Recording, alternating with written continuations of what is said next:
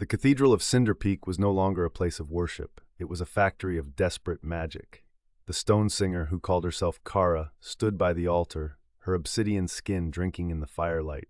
She hummed a low, resonant note that vibrated the dust off the pews. On the floor, a complex geometric diagram was glowing with a dull, earthen gold light. In the center lay Elara. She was barely visible now, a silhouette of blinding white energy contained within a fading human shell. The air around her smelled of ozone and burning hair. Tibbs, the goblin engineer, was a blur of motion. He had spread his tools out on the holy stone, wrenches, calipers, and the dismantled remains of the golden candlesticks. He was weeping silently as he worked, his hands moving with a speed that blurred the eye. He wasn't just building a device, he was pouring his memories into the metal. Kalen stood at the shattered oak doors of the cathedral, looking out into the ash wastes. The night was suffocating. The wind had died, replaced by that familiar, terrifying stillness. On the horizon, the violet line was no longer a line. It was a wall, towering into the clouds, devouring the ruins of the city mile by mile. It moved with the inevitability of a tide. Kalen gripped his sword. The blade was chipped, the leather of the hilt slick with sweat. He was tired. His ribs felt like a cage of broken glass, but he couldn't rest. He was the wall now. "How long?" he shouted over his shoulder, his voice raspy. "Until the metal sings," Kara replied, her voice sounding like stones grinding together. "Hold the door, Ranger. The silence brings guests." Tibbs held up the central component of the seal. It was a chest plate, fashioned from the melted gold and the scrap iron of the altar rails. It looked crude, but the geometry was perfect. He looked at Kara. "It needs the catalyst," he squeaked. "It needs the spark." Kara nodded. She placed her black hand on the goblin's forehead.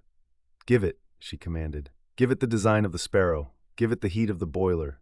Give it the joy of the gear." Tibbs squeezed his eyes shut. A stream of blue light, his essence, his genius, flowed from his head into the golden plate. He screamed, a sound of loss so profound it cut through the cathedral's gloom. Kalen flinched at the scream but didn't turn around. He saw movement in the ruins, shadows detaching themselves from the rubble. They weren't the smoke monsters of Oakhaven. These were solid.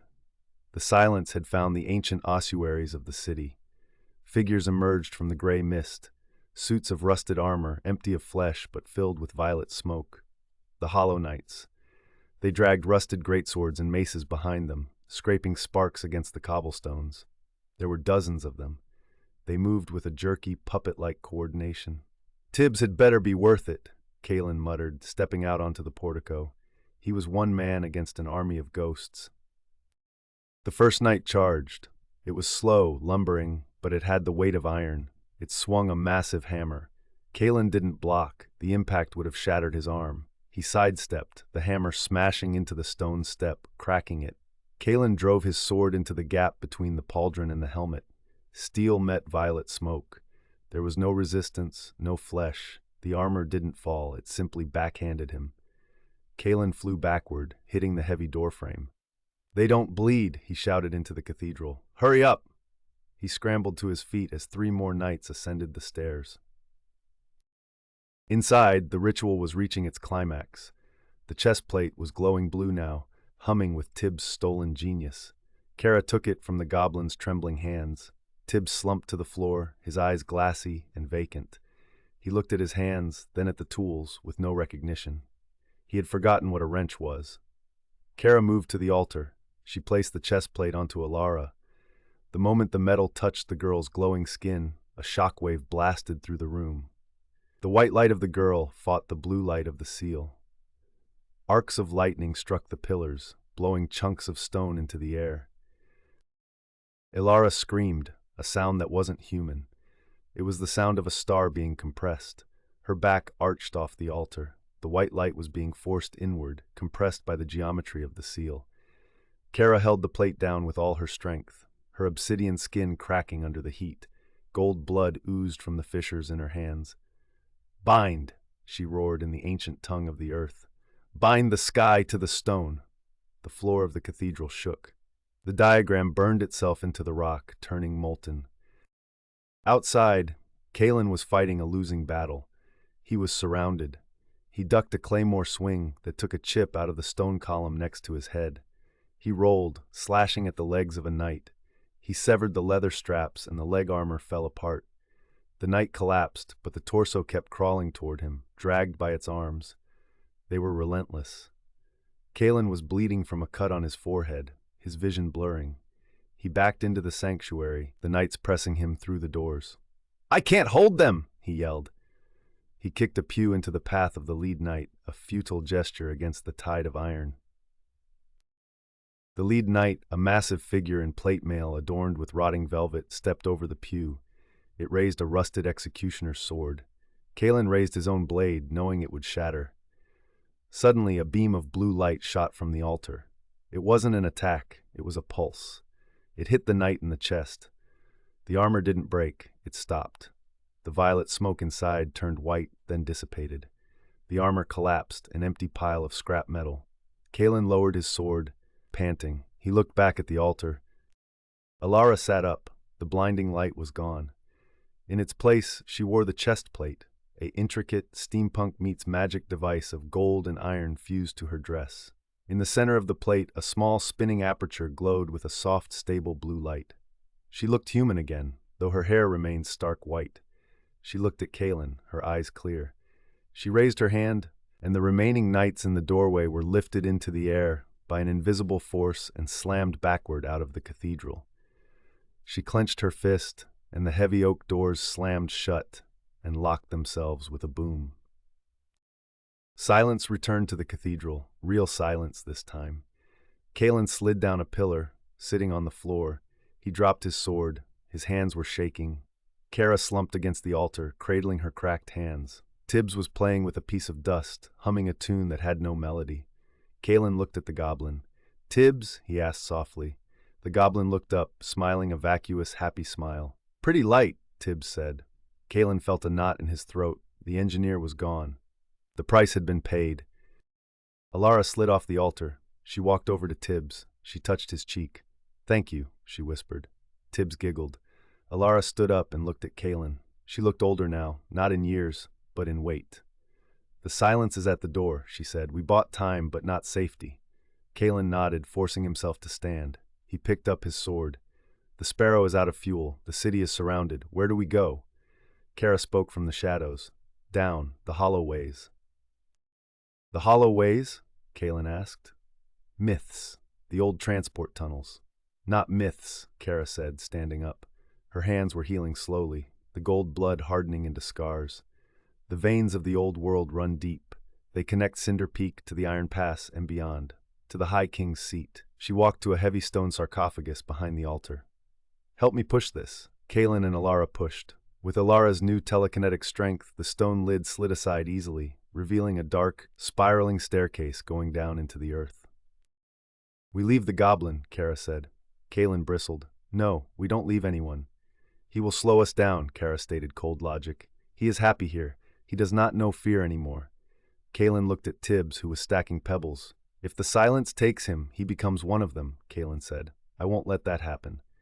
He walked over and scooped Tibbs up. The goblin was light, barely heavier than a child.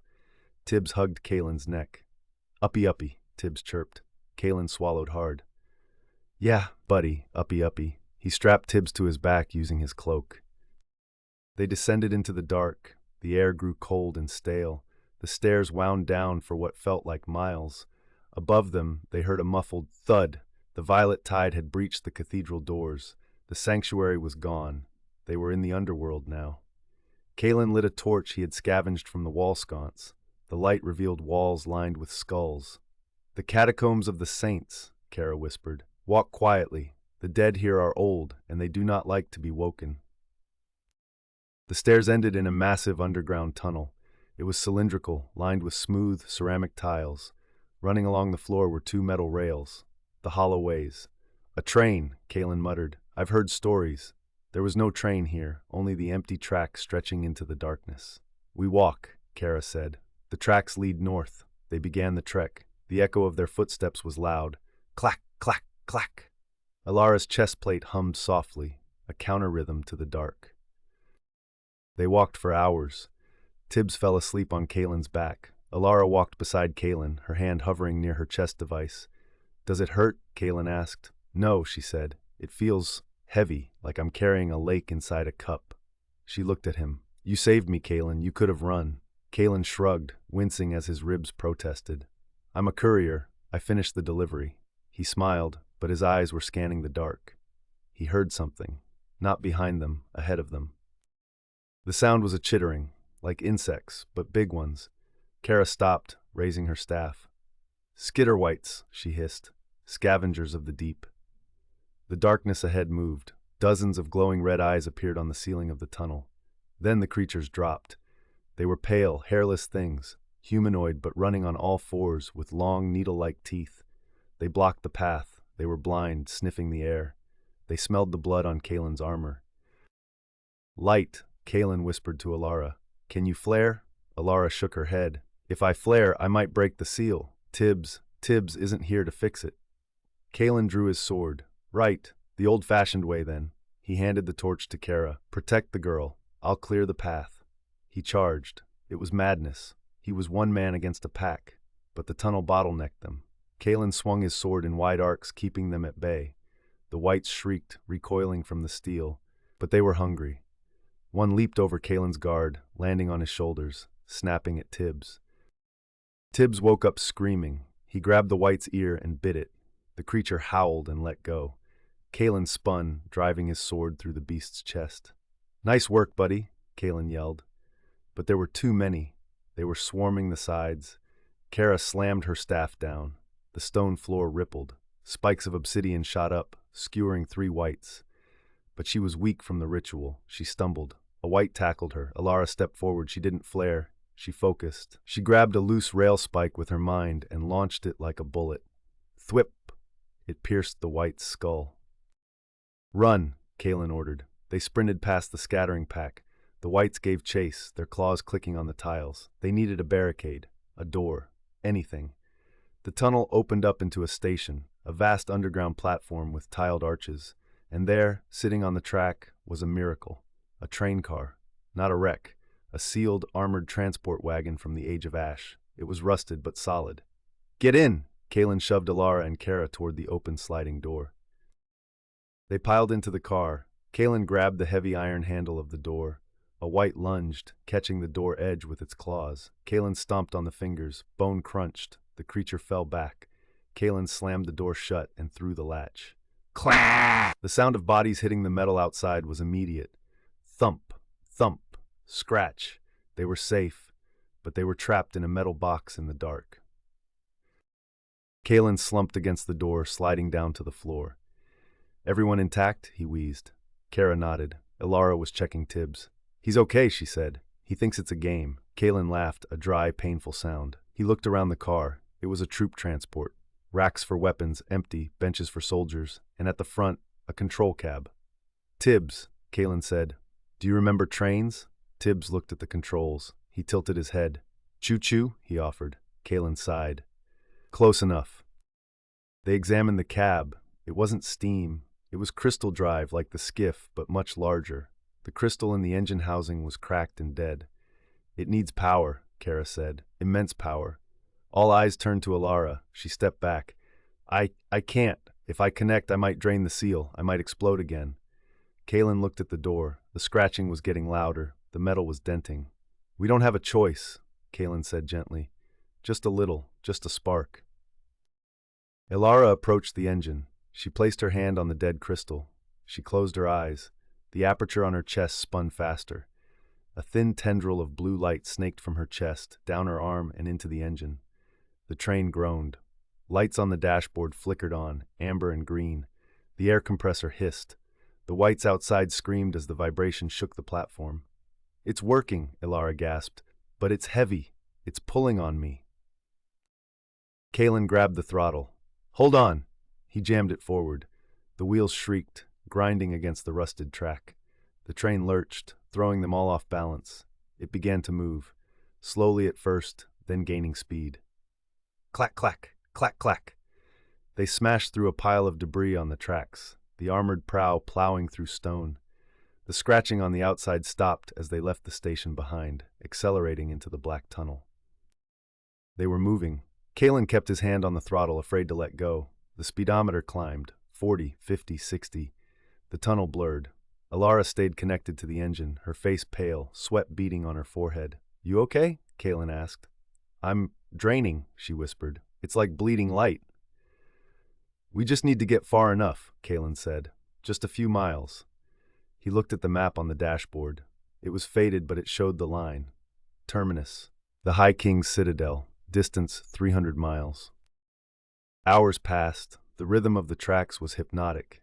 Tibbs fell asleep again. Kara meditated in the corner. Kalen watched the tunnel. Suddenly the tunnel widened. They entered a massive cavern, and in the center of the cavern, spanning a bottomless chasm, was a bridge made of bone and obsidian, and standing on the bridge was a figure, not a wight, a knight, but this one was not rusted. It was gleaming silver, and it held a sword of violet fire, a champion of the silence. "Brakes!" Kalen slammed the lever back. Sparks showered from the wheels. The train screamed, sliding along the rails, but they were going too fast. They couldn't stop in time. The knight raised its sword. It wasn't going to move. It was going to derail them. "Brace for impact," Kalen yelled. He grabbed Elara and pulled her away from the engine. The train hit the knight. There was a flash of violet light, a crunch of metal, and the world went sideways. The train car tumbled off the tracks, sliding on its side across the bridge. It skidded to a halt inches from the edge of the abyss. Silence returned. Kalen groaned, hanging from a strap. The car was sideways. The door was above them now. He looked up. The silver knight was gone, crushed or thrown. But the bridge was cracked, and from the darkness of the chasm below, a violet glow was rising. The silence wasn't just following them, it was rising from the depths. They were stranded on a bridge over hell,